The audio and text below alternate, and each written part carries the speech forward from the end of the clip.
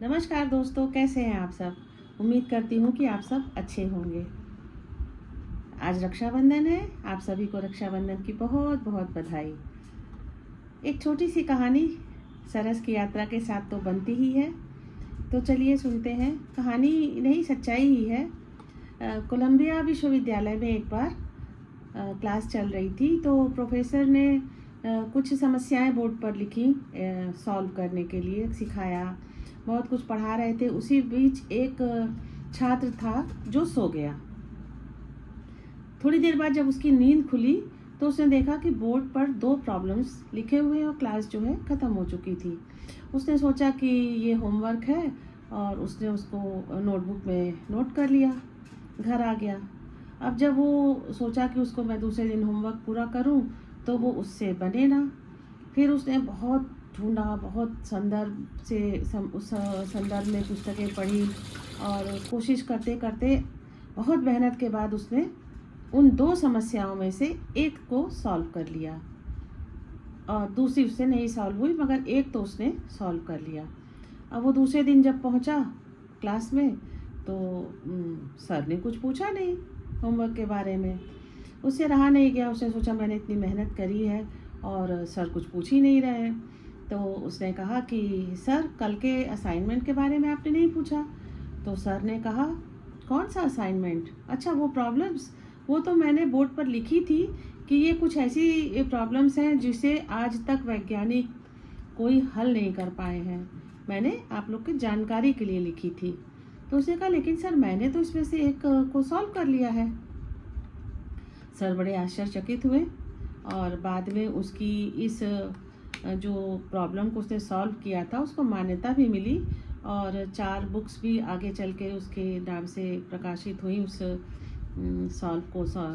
Problem को solve करने के लिए।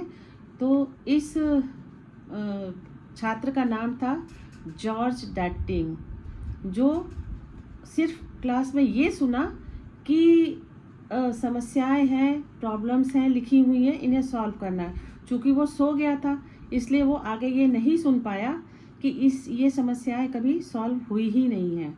उसने बस ये सुना, ये होमवर्क है, मुझे करना है। और कुछ अंदर से डर भी था कि मैं सो गया, नहीं करके जाऊंगा तो शायद मुझे डांट पड़े। इसलिए उसने खूब मेहनत की, रात भर पढ़ता रहा और अंततः उसने उस समस्या का समाधान निकाल लिया। तो हम में से, आप में से बहुत सारे लोग ऐसे होते हैं जो समस्याओं को घबरा जाते हैं, सोचते हैं मैं नहीं कर पाऊंगा। और हमारे आसपास के लोग ऐसे होते भी हैं जो चाहते हैं कि आप कुछ ना करें, आप सफल ना हो, और आपके अंदर वो नकारात्मकता का बीज बोते रहते हैं, तुमसे नहीं होगा, तुम नहीं कर पाओगे। तो ऐसा बिल्कुल नहीं है। यदि हम ठान लें तो हर काम कर सकते हैं। इसलिए कभी भी ऐसा ना सोचें कि किसी समस्या का समाधान नहीं है। दिल से करें, कोशिश करें। हमेशा ऐसा नहीं होता कि काम नहीं बनेगा। बहुत सारी समस्याएं सॉल्व होती हैं। हमारे बीच कुछ ऐसे लोग होते हैं जो हमें हतोत्साहित करते हैं, उनसे हमें बचना चाहिए और हमें कोशिश करनी चाहिए कि हम अपना काम बहुत अच्छे से करें। सरस निःशुल्क भोजन को जब हमने शुरू किया था तो हमारे साथ भी ये समस्या आई थी।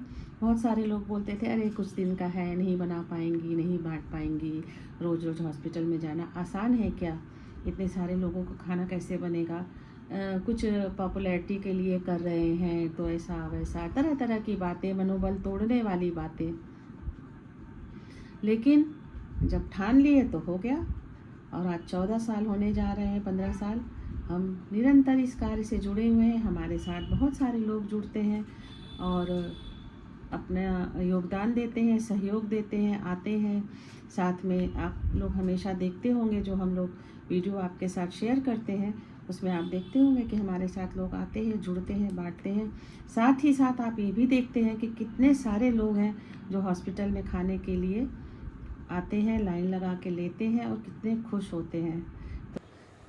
जुड़े रहिए सरस के साथ, हमारी यात्रा में साथ दीजिए और देखिए किस तरह सरस की टीम लोगों की मदद करती है और लोगों को खाना खिलाती है। त्योहारों पर हॉस्पिटल में फंसे हुए मरीज के परिजनों को किस तरह से अच्छा खाना खिलाती है, उन्हें थोड़ी सी खुशी देती है। और ये देखकर आपको कैसा लगता है हमें ज़रूर बताएं। नमस्कार, फिर मिलते हैं।